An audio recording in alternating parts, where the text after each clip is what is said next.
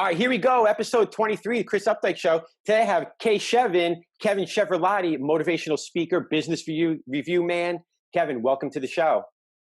Appreciate you having me, Chris. Thanks for having me on a Tuesday night, man, in this pandemic, but we're making it work. I know COVID-19 is messing us up all a little bit. I'd like to be back in that studio with Ming and all the guys, but I think everybody's just going Zoom right now. That's just where it's at because it's the only game in town, you know? So talk a little bit about yourself. You're, a young 20-something, graduated college, got that kind of 9 to 5. Wasn't really what you hoped or kind of what you liked doing after you did it a while. You got to test the waters in that. So talk about that Stockton grad, when you graduated and started that first job, and when you decided, hey, this kind of isn't for me. I'm going to go on and do something else. Of course. So I'm from Toms River, graduated Toms River North, class of 14. Went to Stockton, graduated 2018. My degree is hospitality and tourism. They got a really good program at Stockton, great professors. Graduated August of 2018, but I was working at the Borgata that May before I graduated. So when I graduated, I was still already working there. So I worked there from May to September, and I worked upstairs in the executive offices. Really learned a lot about people and how to deal with certain situations. But I realized, I had other ideas and passions for what I wanted to do. So I came back to Toms River. Once again, took another job that I probably wasn't so really into. Took a job at the YMCA. And what you do with before we jump into the why, let's just talk about the Borgata a little bit for people that aren't kind of familiar with New Jersey. That's like the casino in Atlantic City. Yeah, Borgata, number one always, sales, revenue, they're it. Yeah, so I could imagine being a kid out of college. That's almost like dream job, right? Like 40-minute commute up and down the Parkway, biggest casino on the East Coast kind of thing. So talk about were you excited out of college? Like, whoa, I just landed the Borgata. I'm going to work in the offices. Or were you kind of still hesitant about it? You weren't really sure if that's what you wanted to do. Yeah, in life, we go through phases of wanting this, wanting that, being so unsure of what we actually truly want. And that's what we try to find out, like what makes us happy, what fulfills us. It was a great job, 100%. You think dream job, you think big corporate, whatever, 9 to 5, sitting at a desk.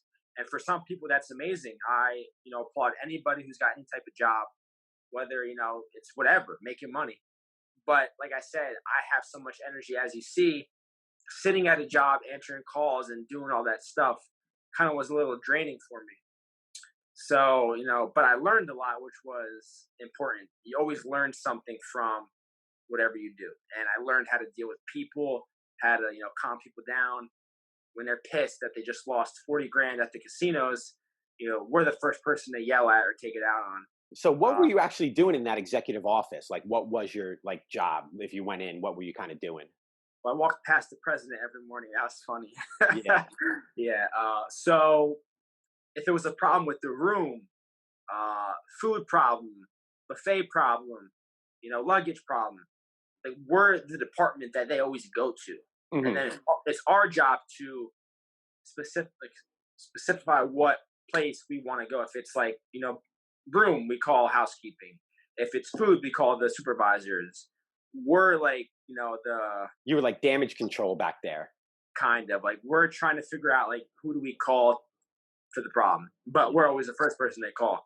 But that helped me deal with bosses of each department. I was constantly calling them, it was just overall a great learning experience, and I'm happy that I did it. And how long did you do that for? May to September. So beginning of May, June, July, August, and then Labor Day. Yeah. And then you moved on to the YMCA. Was it the one here in Ocean County? I worked for the one in Ocean County, but I worked at Beechwood Elementary in Pine Beach. I ran a before and after school program. I was the site director for the Y kids. So, 40 kids in the morning and afternoon. I was in charge of that site. Yeah. Once again, learned a lot about patience and dealing with kids. So these two jobs, I feel have led me to where I am now. Right.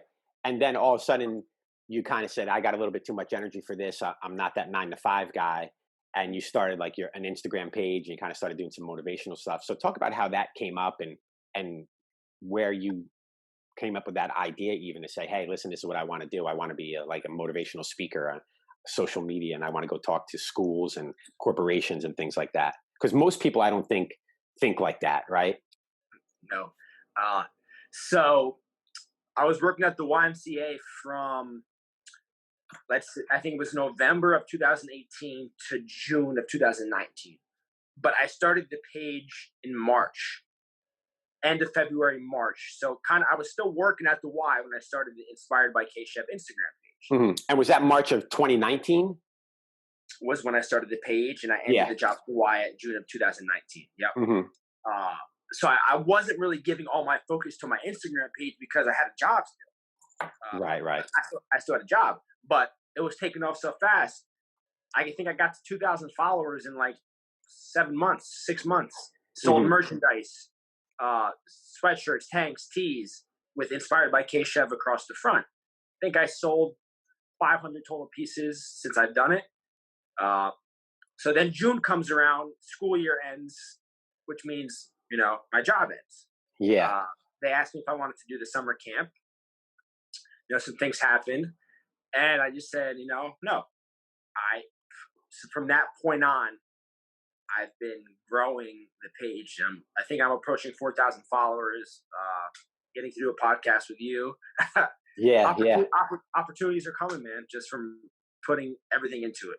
What was your philosophy going into saying, I'm going to start like an Instagram motivational page, and here's what I'm going to do every day? Like, how did that come up, and how do you come up with your ideas that you put out every day?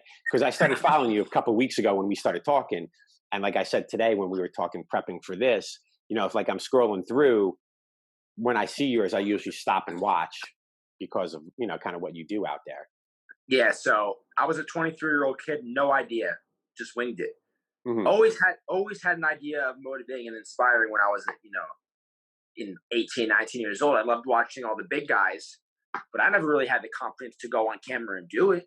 Because a lot of people don't like to be on camera. They're afraid of it. They're afraid to put themselves out there.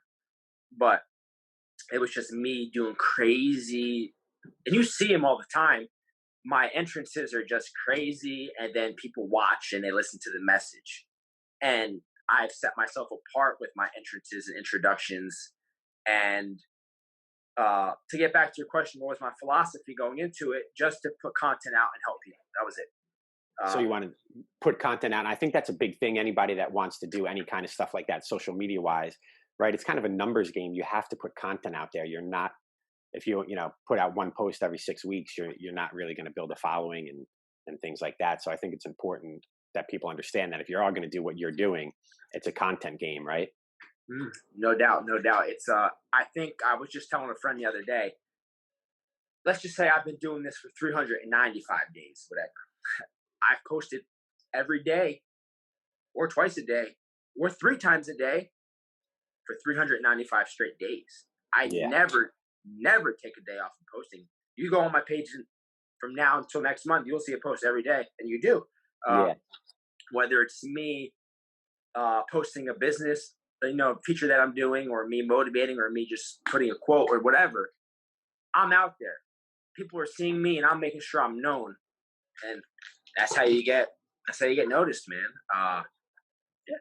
You talked a little bit about, it's hard to put yourself out there. What would you tell somebody who, a young kid, or even, an older guy that is interested in doing kind of what you do, or starting a podcast, or starting like a review page, or getting to that social media game? What would your words of wisdom be to somebody looking to do that?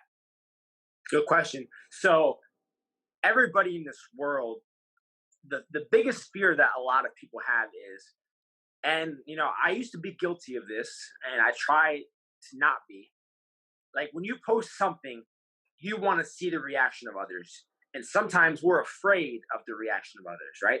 We're afraid about what they're going to think, say, how they're going to spread it to their friends. Look at this kid, look at that girl, whatever. But when you're so confident in what you're doing and you believe in yourself so much, then you feel so good about yourself. Like that weight is lifted off your shoulders when you truly don't care what other people think. Like, You believe in your product and your vision so much that you can post a video and you have no care in the world of what that person's saying, literally. And once I got that, past that point, I went on a roll. I gained momentum, traction, and now I don't care. Like you saw the video of me, hopping a wave and then motivating. Yeah. I'm sure tons of people sent it to their friends. I don't care. I'm getting watched, noticed, and known. So that's it. So be confident in what you do, and that's it. Yeah, you got to be confident, not care too much about what other people think. Because I think for every person out there, 10 people that like you, there's probably 50 that say, "Oh, this guy's kind of a clown," or "I don't want to watch his podcast," or "The Updyke guy, he doesn't know what he's talking about." So I think you have to ignore that as well. You can't pay that any mind. Yeah, of course, 100%. It just comes down to belief, Yeah. optimism, faith. Are you optimistic about where you can go? Are you confident in what you're doing?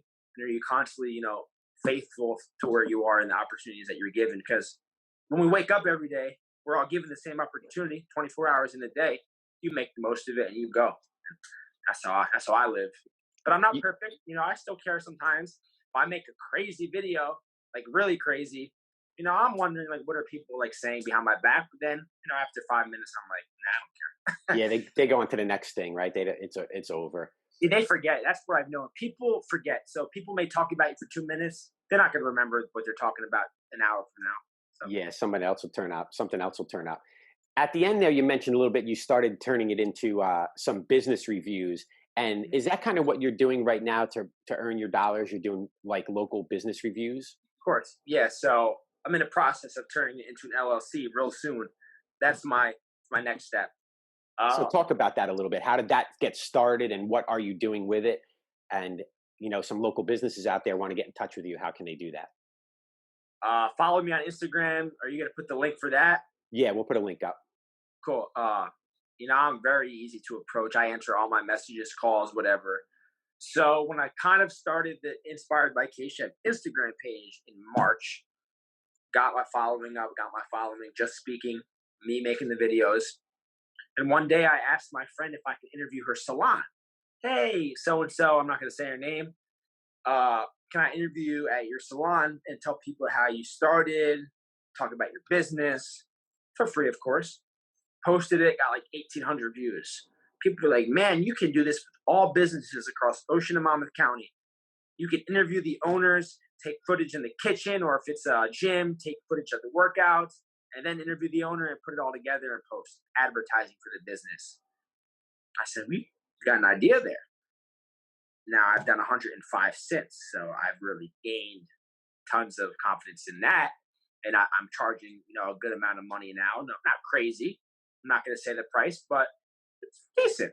And they're happy because I post it to all my socials. I give them the video. They post it to all their socials, and it's advertising for them. Probably 1,500 to 2,000 people see their business. If 5 people go now and try their food or try their gym or try their barbershop, it worked out. Yeah, it paid for them. It paid for them. Paid for it. And my energy, as you know, is really good, and they enjoy it and they have fun. And I used to have to reach out to tons of businesses, but as I started to do more, people started reaching out to me. Hey, I saw your interview with so and so. Come do my place, and just grow. That's it. Yeah, no, that's part of it, right? Like I said earlier, getting it out there and putting content out. And the same thing started with the podcast. I mean, I've been doing this a little over a year, and we're 23 shows in. And in the beginning, I had to go out there, and I was kind of surprised that people were like, "Yo, I want to come on," or "I really know this person. They have this business. You need to listen to their story." Whether it was like Corey Weissman, who had a Yeah. stroke when he was a freshman in college, or the guys from Thrive coming in and talking about their chiropractic and therapies and stuff they do. So it is interesting once you start doing that stuff, how people kind of start reaching out to you a little bit. Of course. Let's talk. Let's talk a little bit about COVID-19, because you talked about that in the beginning. What's your advice or your guide for somebody who's kind of, it is a little bit of a struggle right now, especially in New Jersey, because I think we're hitting a little bit of that New York. We are so close to like where there's so many cases, as opposed to some of the states out in the Midwest or West that don't see any. Kind of what's your philosophy with that? Just trying to get by every day, because people are out of work. People are kind of stuck in their homes. People are out of their normal schedule. People are It's tough. anxious. people are anxious going to the supermarket, things like that. What's your advice for those people? So now for me, I try to tell people to, when you start thinking negative about something and you start thinking about all the things that can go wrong, take a moment and start thinking about what can go right. And that's what it is. You walk on your porch, you walk outside, and you got to be, thankful that you're alive, first of all, because not a lot of people are alive, in the world. People are dying every day. But when we wake up and we're above ground, we got an opportunity to do something. Do something. We can go for a walk. We can go for a run. We can listen to music. We can draw. We can paint, whatever. Like, we can still become better people through a tough time like this. And a lot of people tend to always think gloom and doom and always pessimistic. And once you start thinking pessimistic, that's when things can really get bad for you.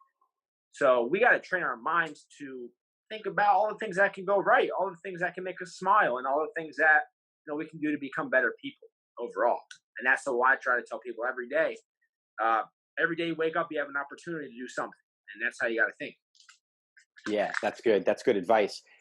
Anything else you want to add to our show tonight, before we wrap things up? I got advice to everybody who's listening. Everything is going to be okay. That's what you got to tell yourself always, that things will be okay. It'll pass over. And then maybe 7 months from now, we'll look back and say, wow, we beat that. We can beat anything. If anybody wants to reach out to me, Inspired by K-Chef on Instagram, send me a message. Yeah, that's it. Chris, I really appreciate you having me on, man. This was a great opportunity.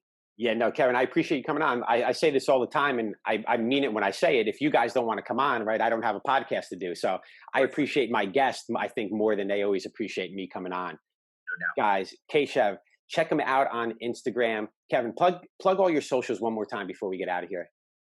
So my Instagram, Inspired, just a regular word, Inspired by K-C-H-E-V, Inspired by K-Chef. Any businesses looking to get promoted or featured or whatever, reach out to me. We'll have a lot of fun, and we'll get this economy rolling again. Let's do that. Kevin, thanks so much for coming on tonight. I really appreciate it. Have a good night, man. Appreciate you. Thanks.